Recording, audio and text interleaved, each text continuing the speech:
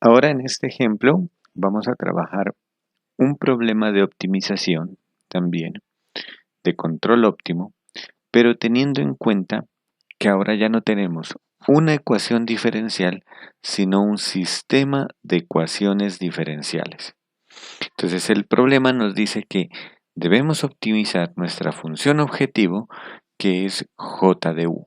J de u es la integral desde 0 hasta 5 de nuestro lagrangiano, que sería u cuadrado sobre 2 menos x respecto al tiempo. Entonces tengan en cuenta que el tiempo inicial es 0, el tiempo final será 5 y el lagrangiano es el que está aquí en color verde. Eso debemos resolverlo sujeto a las soluciones de nuestro sistema de ecuaciones diferenciales, que este es nuestro modelo de control. X' igual a menos x más y y' igual a menos y más u. En este caso, el control lo que está haciendo es aumentando a la variable y de t, ¿no? Y si nosotros tenemos en cuenta pues que si el control aumenta la variable y de t, el crecimiento de la variable y de t, pues entonces aquí ese y de t que se va a ver afectado aquí como le suma a la variable x, entonces indirectamente también está aumentando a la población x. Entonces podríamos pensar que el control aquí, este es un modelo poblacional, x de t me representa una población, y de t me representa otra población, y cuando no tengo control, las poblaciones decaen hacia cero, decrecen exponencialmente hacia cero, y entonces lo que estoy haciendo es aplicando un control para aumentar las poblaciones. ¿Sí? Entonces, por ejemplo, podríamos pensar que son dos poblaciones en una región, dos poblaciones de dos grupos diferentes de personas, y lo que yo estoy haciendo es aumentando la población Y. Por ejemplo, digamos hombres y mujeres en una población, y estoy aumentando la cantidad de mujeres. Y al aumentar la cantidad de mujeres, indirectamente también va a aumentar la cantidad de hombres. Entonces, eso es lo que me está más o menos indicando este, este modelo matemático, ¿no?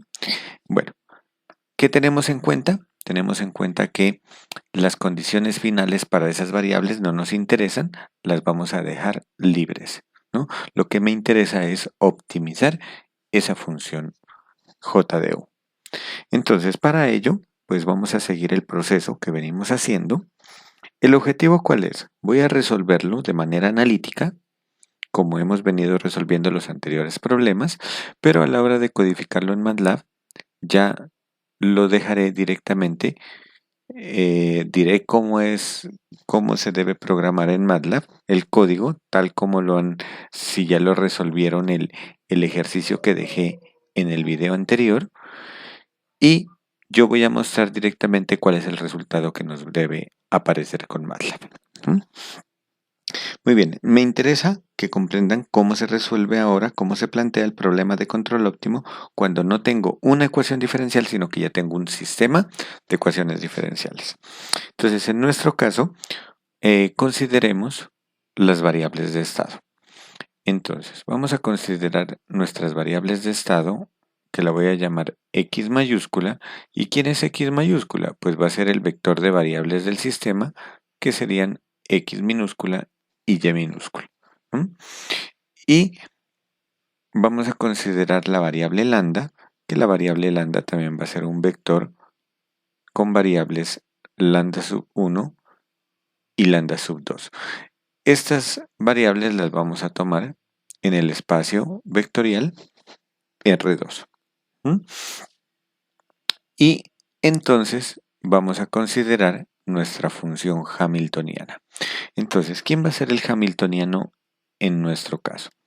Entonces, el hamiltoniano pues va a ser igual al lagrangiano, que es u cuadrado sobre 2 menos x más, y entonces habíamos dicho que era lambda por el sistema de ecuaciones. Entonces, ¿quién es el sistema de ecuaciones? Para que me comprendan.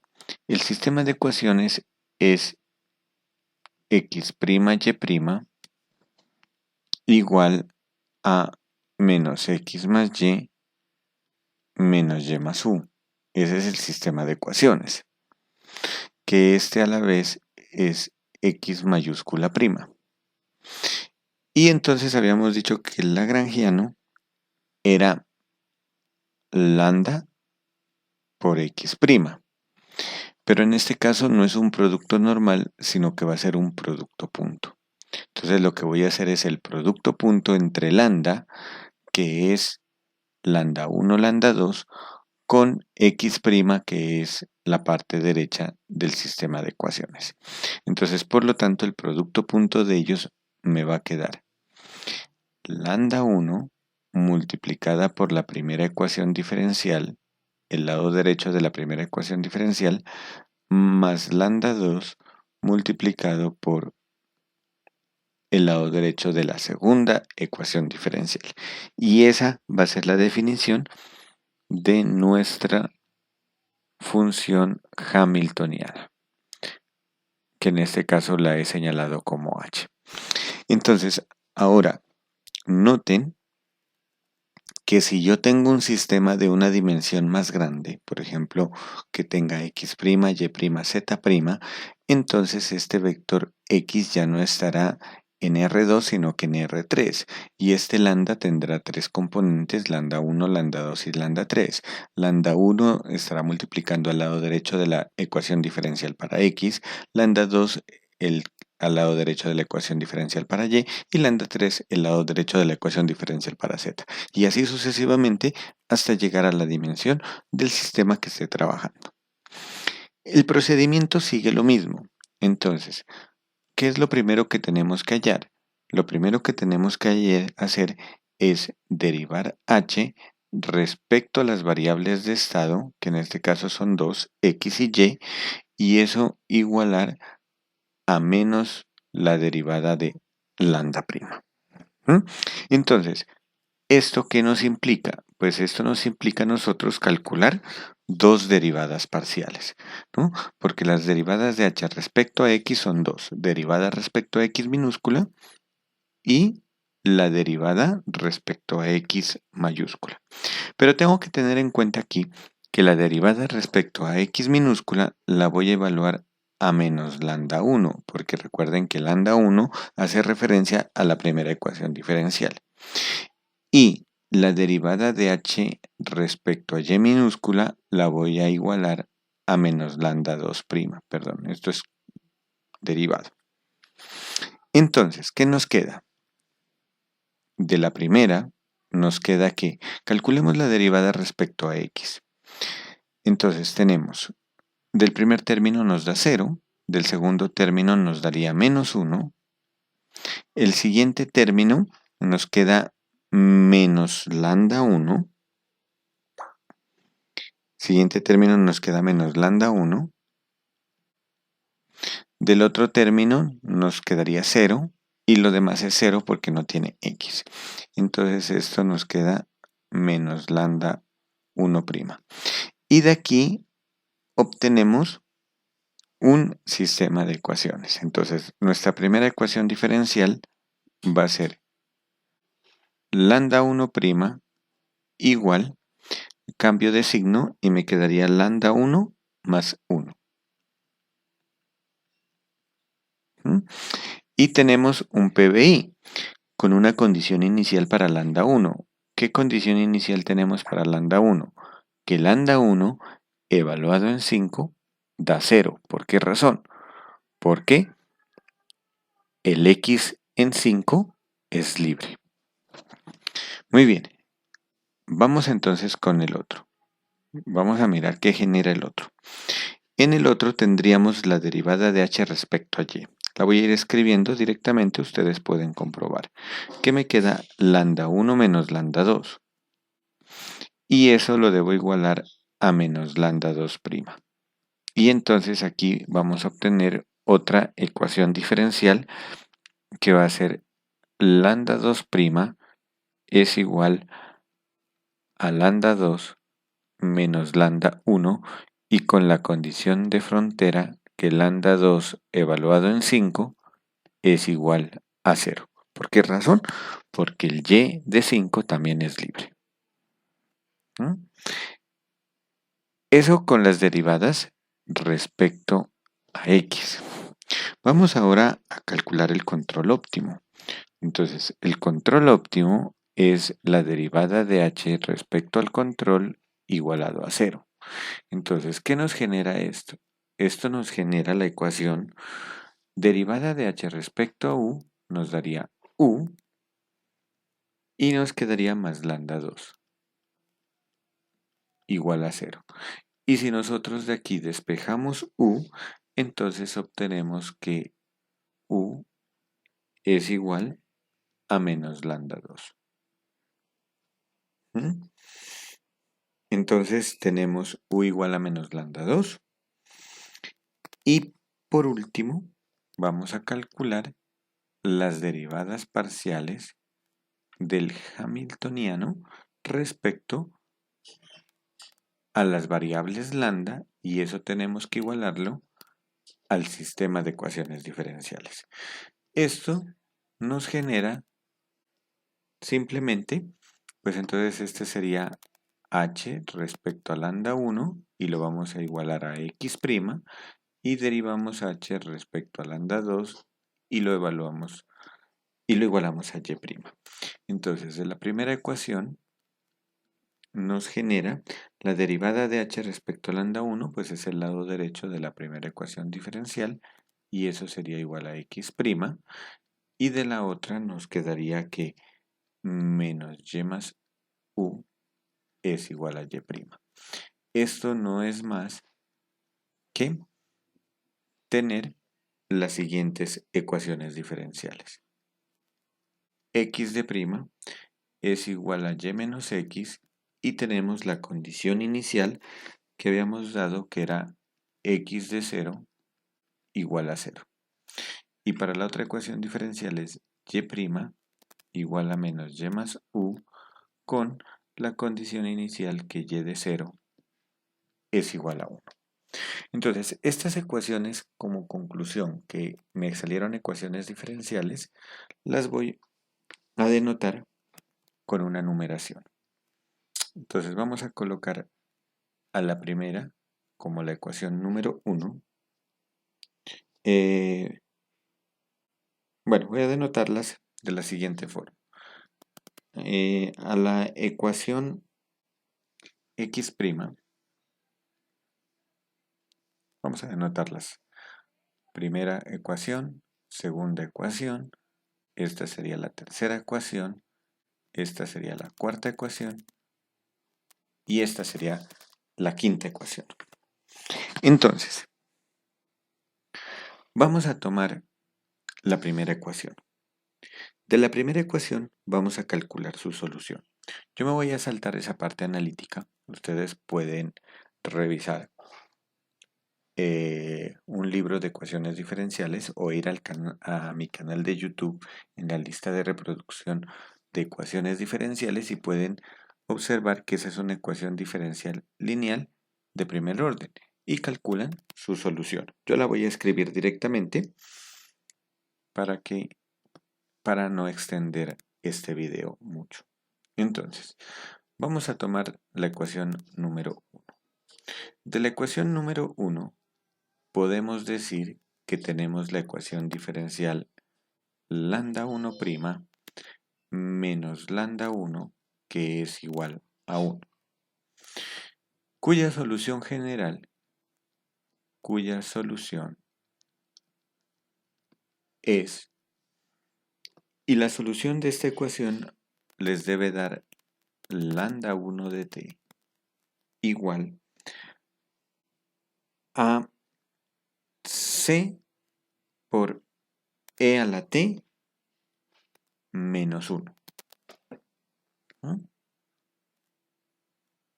Eso es lo que nos da. Pero nosotros apliquemos la condición de frontera. Pero sabemos que lambda 1 evaluado en 5 nos da 0. Entonces, ¿qué nos queda? Lambda 1 evaluado en 5 sería c por e a la 5 menos 1 y eso nos debe dar 0. de aquí concluimos que al despejar C nos queda E a la menos 5. Así, entonces ya podemos decir quién es lambda 1 de t. Entonces, ¿quién es lambda 1 de t? La solución lambda 1 de t será E. Tengo E a la menos 5 por E a la t, las puedo multiplicar y me queda E a la t menos 5 menos 1. Y esta será entonces ya la solución para lambda 1 de t. ¿Qué es lo que voy a hacer ahora? Voy a reemplazar este valor de lambda 1, lo voy a reemplazar en la ecuación diferencial 2. Y de ahí obtengo otra ecuación diferencial para lambda 2 y resuelvo ese problema de valor inicial. Entonces vamos al reemplazar el valor de lambda 1 de t en la ecuación diferencial 2, ¿qué nos queda? Entonces, ¿cuál era la ecuación diferencial? La ecuación diferencial la podemos escribir lambda 2' menos lambda 2 es igual a menos lambda 1. Es decir, que nos quedaría 1 menos e a la t menos 5. Noten que es menos lambda 1. Vamos a comprobar que no me... Si lambda 2, en la ecuación 2, si lambda 2 lo paso al otro lado, me queda lambda 2' menos lambda 2 igual a menos lambda 1. Sí. Muy bien. Y nosotros tenemos la condición inicial que lambda 2 evaluado en 5 nos da 0. Entonces vamos a calcular la solución. Entonces, su solución general, primero hablemos de la solución general. Su solución general es, entonces voy a escribir quién es la solución general. En este caso la solución general será lambda 2 de t igual. Entonces, si hacemos los cálculos, lambda 2 de t les debe dar c por e a la t menos t por e a la t menos 5 y esto menos 1. Ahora, como lambda 2 de 5 vale 0, que eso es lo que habíamos dicho acá arriba, entonces vamos a calcular el valor de c. Lambda 2 de 5, ¿qué sería? Entonces, lambda 2 de 5 sería c por e a la 5 menos, evaluado en 5, me quedaría 5 por e a la 0, que sería 5, menos 1 igual a 0. Y si nosotros despejamos c de aquí, entonces nos queda, perdón, aquí nos quedaría, al despejar c, nos quedaría c es igual a 6 por e a la menos 5. Y si nosotros reemplazamos ese valor de c en la solución general lambda 2, obtenemos nuestra solución particular, que es lambda 2 de t igual a 6 menos t por e a la t menos 5 menos 1.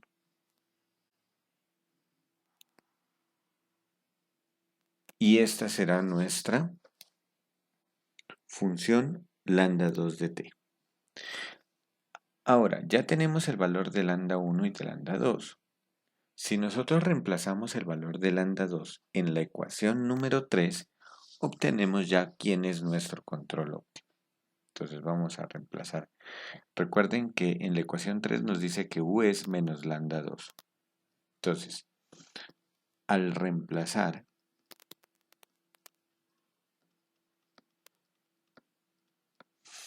el valor de lambda 2 de t en la ecuación número 3,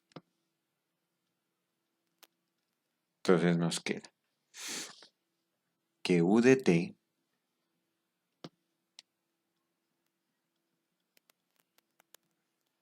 es igual, era menos lambda 2, entonces le voy a cambiar el signo a lambda 2 de t. Entonces, u de t es menos lambda 2. Entonces, si tengo 6 menos t, al cambiarle de signo me queda t menos 6 por e a la t menos 5. Y si tengo menos 1, pues me va a quedar más 1. Y este será entonces el control óptimo, u de t. Ahora, si vamos a reemplazar este valor del control óptimo en la ecuación número 5. Noten aquí que la ecuación número 5 contiene a esta variable u. Entonces lo que voy a hacer es plantear este PBI. Y', este pasaría como más y igual a u de t. Y con la condición inicial que y de 0 es igual a 1. Vamos a resolver entonces ese problema de valor inicial. Ahora, al reemplazar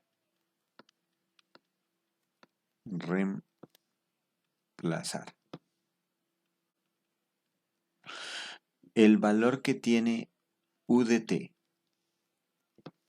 en la ecuación número 5, que la ecuación número 5 era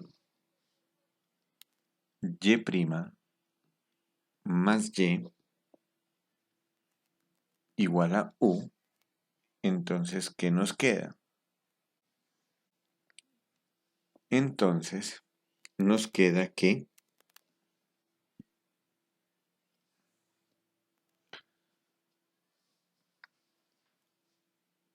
obtenemos que, entonces vamos a calcular quién es la solución general. Entonces, y de t. Entonces, si ustedes resuelven esa ecuación diferencial, considerando en lugar de u, considerando en lugar de esta u lo que está acá arriba, y resuelven esa ecuación diferencial lineal de primer orden, a ustedes les va a dar como solución general la siguiente: c por e a la menos t más 1/2 de t menos 13 cuartos, y esto por e a la t menos 5 más 1. Y nosotros tenemos una condición inicial. Entonces, ¿cuál es la condición inicial? Como y evaluado en 0 nos da 1, entonces vamos a evaluar y en 0 para calcular el valor de la constante. Entonces, y de 0, ¿qué me daría? C por e a la 0, que sería c, más, aquí me quedaría 1/2 por 0, que me daría 0, y me quedaría menos 13 cuartos. Entonces voy a escribir menos 13 cuartos por exponencial, y como t vale 0, entonces me quedaría elevado a la menos 5, más 1, y sabemos que eso nos da 1. Podemos observar que se nos cancela este 1, nos quedaría 0, y por lo tanto cuando despejamos el valor de c, entonces nos queda que c vale 13 cuartos de e a la menos 5. Y si nosotros reemplazamos este valor de c en la solución y de t, vamos a encontrar ya la solución para nuestra función y de t, la solución particular. Entonces, si ustedes reemplazan el valor de c, les quedaría 13 cuartos. Voy a escribirla por acá mejor, que ahí no creo que me alcance. Entonces la voy a escribir por acá. Entonces, ¿quién sería nuestra ecuación, nuestra solución particular? Y de t será igual a 13 cuartos por exponencial de menos 5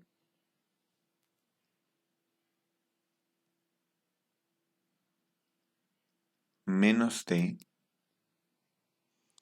más 1/2 menos 13 cuartos, perdón, 1/2 de t. 1/2 de t menos 13 cuartos por e a la t menos 5 más 1. Y este será entonces la solución para y de t. Y con eso, si nosotros reemplazamos este valor de y en la ecuación número 4, si nosotros reemplazamos ese valor de y en la ecuación número 4, obtenemos la ecuación diferencial x' más x igual a dicho valor de y. De donde, con la condición inicial x de 0 igual a 0, encontramos la solución particular para x de t. Vamos a desarrollarlo entonces. Al reemplazar, entonces, así, al reemplazar este valor de y de t en la ecuación número 4, nos queda la ecuación x' más x igual a ese valor de y de t. No lo voy a volver a escribir, ya lo tenemos arriba, y de t. Entonces, si ustedes resuelven también esa ecuación diferencial que es lineal no homogénea de primer orden, entonces su solución general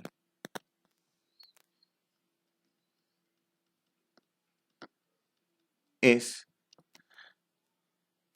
x de t igual. Entonces, ¿quién nos da la solución general de esta ecuación diferencial? Va a ser esta. C por e a la menos t más 13 cuartos de t por e a la menos t menos 5 más 1/4 de t menos 7 cuartos por e a la t menos 5 más 1. Y como nosotros conocemos de que x de 0 es igual a 0, entonces cuando hallamos x de 0 en la solución general, nos queda c por e a la 0, que nos daría c. Bueno, si ustedes hacen las cuentas, les va a quedar menos 7 por e a la menos 5 más 1.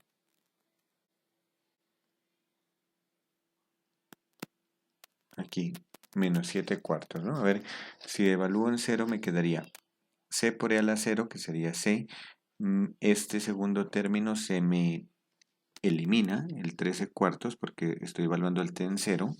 Y acá me quedaría 0 y acá me quedaría menos 7 cuartos por e a la menos 5 más 1. Y esto sabemos que nos debe dar 0. Y cuando nosotros reemplazamos el valor de c aquí nos da 7 cuartos por e a la menos 5 menos 1.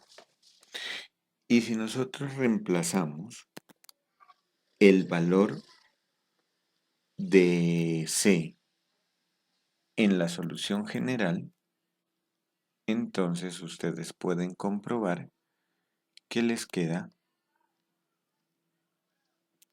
voy a escribir aquí otro conector, luego,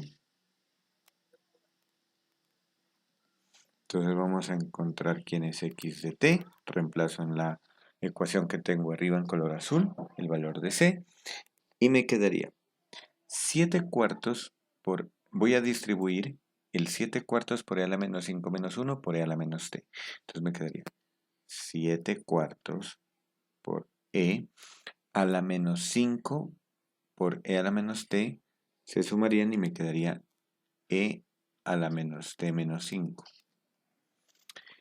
Y menos 1 por e a la menos t me quedaría menos e a la menos t. Luego sigue lo que está arriba, más 13 cuartos de t por e a la menos t menos 5, más un cuarto de t menos 7 cuartos por e a la t menos 5 más 1, de donde obtenemos nuestra solución para x de t. Entonces, para reescribir esta, voy a factorizar este término que tiene e a la menos t menos 5 con este término que tiene e a la menos t menos 5, y entonces me quedaría, voy a escribir primero el 13 cuartos que tiene el t para llevar como la misma estructura, 13 cuartos de t más 7 cuartos por e a la menos t menos 5. Escribo el siguiente paréntesis que tenemos más un cuarto de t menos 7 cuartos por e a la t menos 5, y me queda sobrando más 1 y el término menos e a la menos t. Y esta que está acá sería ya la solución para x de t. Y con eso hemos finalizado. Entonces ya tenemos la solución a nuestro problema de control óptimo. X de t, y de t, lambda 1 de t, lambda 2 de t y el control óptimo u de t. Ahora, cuando nosotros para lo que necesitamos de hacer en MATLAB, no necesitamos resolver las ecuaciones diferenciales. Para programar en MATLAB, únicamente necesitamos algunos resultados. Entonces, voy a escribir aquí como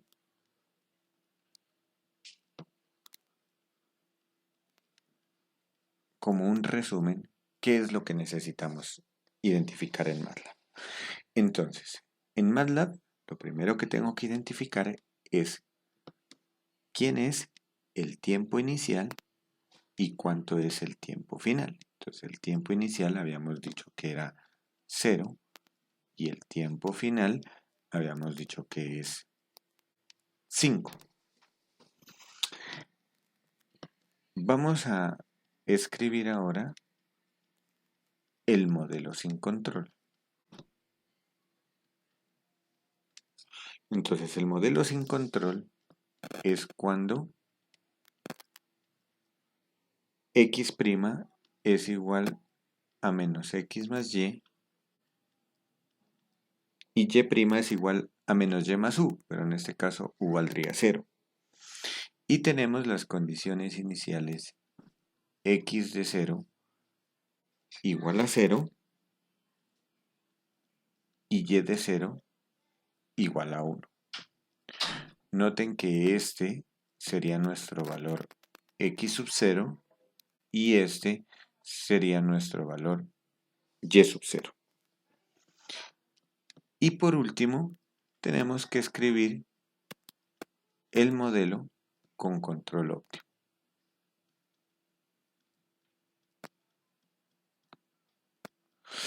Y ese modelo con control óptimo, necesitamos nuestras condiciones de frontera, ¿no? Bueno, primero tenemos que definir quién es el control óptimo U. El control óptimo U habíamos dicho que era menos lambda 2. Y las condiciones de frontera que vamos a necesitar allí para resolver van a estar definidas por, les voy a escribir aquí, estaría por x sub 0, por y sub 0 y por los valores finales de los lambda, que lambda 1 de 5 vale 0 y lambda 2 de 5 vale 0. Entonces, estas serían nuestras condiciones de frontera. Y nuestro modelo con control. Entonces, ¿quién es el modelo con control? X' igual a menos x más y, cuya condición inicial es x de 0 igual a 0, y', que sería igual a menos y más el u óptimo que encontramos arriba, con y de 0 igual a 1, lambda 1', que lo habíamos encontrado, que era lambda 1 más 1, con la condición de frontera lambda de 5 igual a 0, y lambda 2', que es lambda 2 menos lambda 1. Aquí es lambda 1 de 5 y acá es lambda 2 de 5, que nos da 0.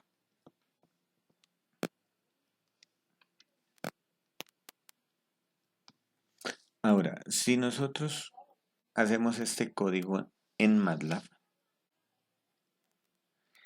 entonces vamos a obtendrán ustedes, lo comprueban, hacen la digitación en MATLAB y comprueban que al correrlo,